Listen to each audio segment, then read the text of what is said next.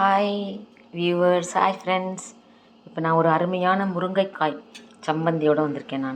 இதுதான் அந்த முருங்கைக்காய் சம்மந்தி. நீங்கள் அதை ட்ரை பண்ணி பார்க்கலாம். இது ரொம்ப டேஸ்டியாக இருக்கும் இந்த முருங்கைக்காய் சம்மந்தி.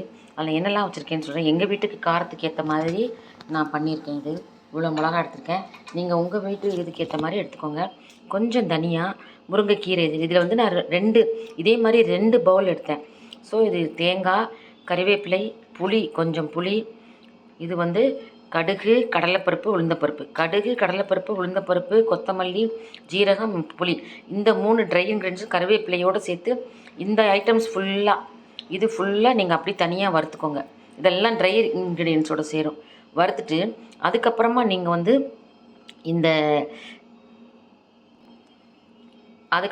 வெங்காயம் இதில் ஹாஃப் தான் இருக்குது. இல்லை நீங்கள் ஒரு ஃபுல் பெரிய வெங்காயத்தில் ஒரு ஃபுல் பெரிய வெங்காயம் எடுத்துக்கலாம். இல்லை 2 கப்பு இதுக்கு ஃபுல்லாக வேணும். இது 1 கப்புக்காக இது இருக்குது. 2 கப்பு நான் போட்டேன். அதுதான் இந்த குவான்டிட்டி வந்துச்சு. சரியா? ஸோ இந்த முருங்கைக்கீரை, தேங்காய், இந்த வெங்காயத்தை தனியாக வதக்கிக்கோங்க. வதக்கிட்டு இந்த ட்ரை இன்க்ரீடியன்ஸ் எல்லாம் முதல்ல தண்ணியெலாம் மிக்சியில் பவுடர் மாதிரி பண்ணிக்கோங்க.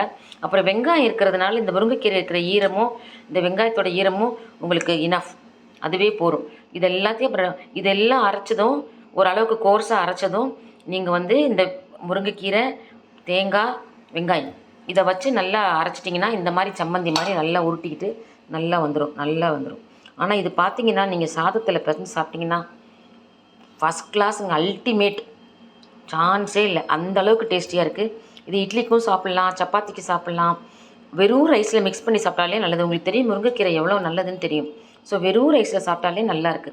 ஸோ இவ்வளோதாங்க, ரொம்ப சிம்பிள் இன்க்ரீடியன்ஸ். இதே மாதிரி நீங்கள் பண்ணி பாருங்கள். ஓகேவா? யா, தேங்க்யூ வியூவர். சற்று சிம்பிள் துவையல். இது அப்படியே முருங்கைக்கீரை சாதமாட்ட பிசைஞ்சால் கூட நல்லா சாப்பிட்லாம். ஏன்னா புளி இருக்குது, உப்பு இருக்குது, காரம் இருக்குது, இதெல்லாம் இருக்கிறதுனால தேங்காய், வெங்காயம் எல்லாம் இந்த கடுகு, உளுந்த பருப்பு, கடலைப்பருப்பு எல்லாம் சேர்ந்து அப்படி ஒரு டேஸ்ட்டுங்க. நான் மிக்சியில் அம்மியில் அரைச்ச மாதிரியே அரைச்சிருக்கேன் பாருங்கள். இந்த மாதிரி அரைச்சா தான் நல்லாயிருக்கும். நீங்கள் அம்மிலேயோ இதுலேயோ கொத்திட்டுலாம் இருக்க வேண்டாம். நீங்கள் நல்லா நான் சொன்ன மாதிரி இந்த இன்க்ரீடியன்ஸ் எல்லாம் வறுத்ததை மிக்சியில் நல்லா பவுடர் பண்ணிக்கோங்க. அதுக்கப்புறம் இந்த 3ஐயும் போட்டிங்கன்னா உங்களுக்கு ஃபஸ்ட் கிளாஸாக இந்த மாதிரி வரும். தண்ணி ஊற்ற வேண்டிய அவசியமே இல்லை.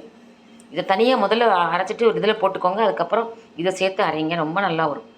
சேர்த்து அரைச்சாலும் பரவாயில்ல, ஆனால் தண்ணி மட்டும் ஊற்றாதீங்க. வெங்காயத்தில் இருக்கிற மாய்ஸ்சரும் கீரையில் இருக்கிறதுமே தாராளமாக போகும். ஸோ தேங்க்யூ ஃபார் வாட்சிங். முருங்கைக்கீரை துவையல் சம்மந்தி அப்படின்னு சொல்லிக்கலாம் நீங்கள். Thank you for watching. God bless you all. Please share, comment and like.